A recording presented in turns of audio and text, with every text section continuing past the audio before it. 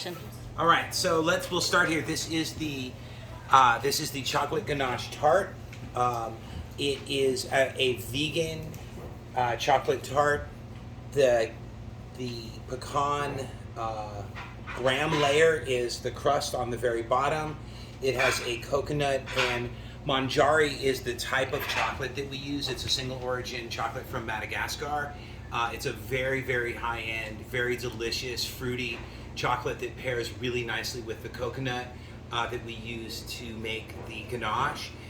Then the layer above it is a bruleed maple marshmallow. It's a vegan marshmallow, so this essentially is a vegan s'more. The marshmallow is made with agar-agar, maple syrup, and agave syrup, and then aquafaba to turn it into a marshmallow.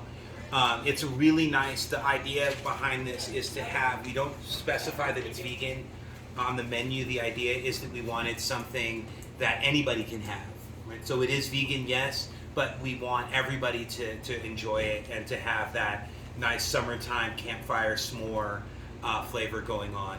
We've got a little caramel on the plate to kind of help moisten that dish, and it would be great with a scoop of vanilla ice cream or something. We'll get to questions when we're done with all this. Moving on, we'll actually do. Yeah. Moving on, this is the courgette cake. It's a courgette custard cake. Courgette is the French word for zucchini, so it's a very nice zucchini cake. It's got a really nice custard component to it, and then we have a rhubarb compote. We have the strawberry pâté de fruit, and pâté de fruit is a glorified fruit gummy. These are probably the best fruit gummies you're ever going to have. And then there is these 4 balls. We're going to change the cutting of those, but those 4 balls are a pistachio and orange nougat. So we've got some nice contrast of textures going on, and then there's just a little bit of basil syrup on top of the cake there to kind of really bring out the summerness to it. So that's a really fun item. The nougat is made with egg whites and syrup, and then pistachios. There's a little bit of orange zest and orange flower water. For Southern folks, it's similar to divinity, but it also there's some Middle Eastern and French versions of nougat. Then moving down the line, this is the Almond Financier, and I'll go over the gluten parts here in a moment, the allergens. So this is the Almond Financier, and it's a very traditional French almond cake. And what we're doing this time is we're making it gluten-free by using a little bit of rice flour to help hold it together. We've got some boba on top, and boba, for those who know, are the tapioca pearls. So there's a little bit of a chewy, delicious chewiness to them. They've been nestled into some simple syrup to kind of keep them sweet, but they're not a super sweet part of the dish. This is very sweet, so it's like a little foil to balance the sweetness that's within the cherry compote. And then this is a lavender creme anglaise. The description says lavender boba, and that's the lavender and the boba. And then we have a little almond praline. Almond and cherry is just such a great combination together, so we really wanted to showcase that. This is a gluten-free item, and this is a gluten-free item. So we want to try to keep that. This, of course, is vegan, so there's no dairy, there's no gluten, but there are nuts. It's got a lot of pecans. This here, definitely you're going to find dairy, but the way we try to do it is the nougat is optional. So if they have a nut allergy and they're really leaning into that, we can of course we cannot put the nougat on top for those folks. But there is dairy. There's no butter, but there's buttermilk and eggs. And then with this, of course, we have dairy. Creme anglaise is essentially cream and sugar that's thickened with egg yolks. and there's a lot of butter and egg whites within the Financier. So let's do some questions. Anyone? Oh, what about the crisp? The crisp. The crisp is actually, it does have dairy, but it is gluten-free. We specifically buy the gluten-free rolled oats for that purpose. We try to set it up so all of these are going to be great with ice cream.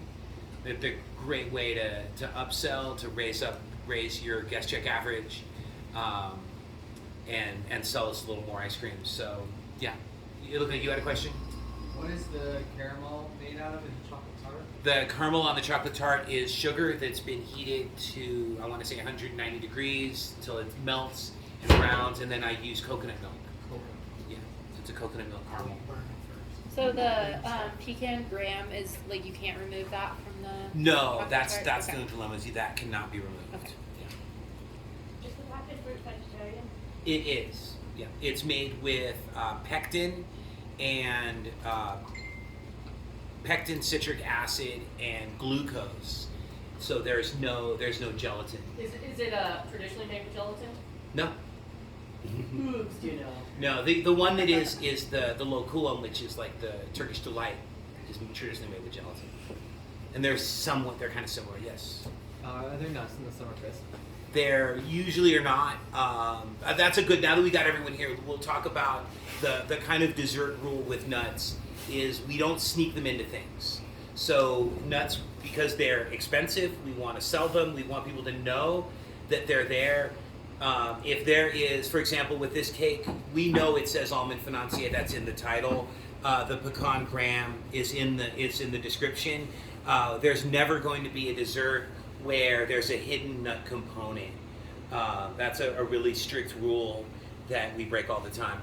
But no, that's a really strict rule we try to run with.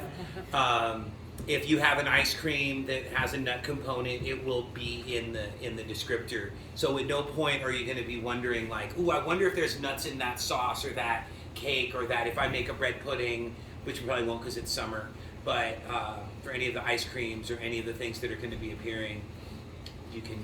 So what if we order the custard cake without the nut component? We just are just going to assume that it's not got any nuts at all, right? Well, we don't have to put allergy or anything If like that? you, of course, so I don't know if they already went over this, but we'll go over it again. If you have, so if for example they say I'm deathly afraid of pistachios or almonds or whatever it is, and they order that and they say I'm deathly afraid of pistachios, put it on the ticket, right? This is the deal. Yeah, If somebody has a food allergy, put it on the ticket. it goes on every single dish that person is going to consume. So say she and I were out to dinner, again, Gross. and she was allergic to pistachios, but I ordered a dish that has pistachios in it for the table. You would still put that food allergy on every dish all the way through, including if somebody has a shellfish allergy and they Exactly. ordered any one of these dishes, we still communicate that information to him downstairs. We say shellfish allergy because you don't know what's going on in the basement. Those guys are prepping. They're prepping for tomorrow. They're prepping for a private event. They might be peeling shrimp and then turning around and making desserts. Now that being said, they're gonna wash their hands between, but we take allergies very seriously. We treat people with allergies completely differently. We go above and beyond. That's why people come to this restaurant, because they know that they're gonna be safe here. We have a lot of people who have food allergies. We take notes on their food allergies. So if you have a guest who has a food allergy, tell myself, tell Kelsey, add it yourself. Add it to that person's reservation. This person is allergic to seafood. And now we know every time they come in, hey, like, that guy has a food allergy. Let's be extra careful. And not to the notes of the reservation, but to the general info on the guest, so they don't carry over time and time again. It's just in notes and it disappears. Right. But that's with all allergies. They go Everywhere. across the board. Starter, main course, dessert, fucking cocktails, if they have to. Because, last year we had a cocktail with sesame in it, and that is a major food allergy for people. So we have to make sure that that's all getting communicated. And that is something like, for example, if we see a ticket and it says, no gluten, it still helps us to know no gluten allergy, you know.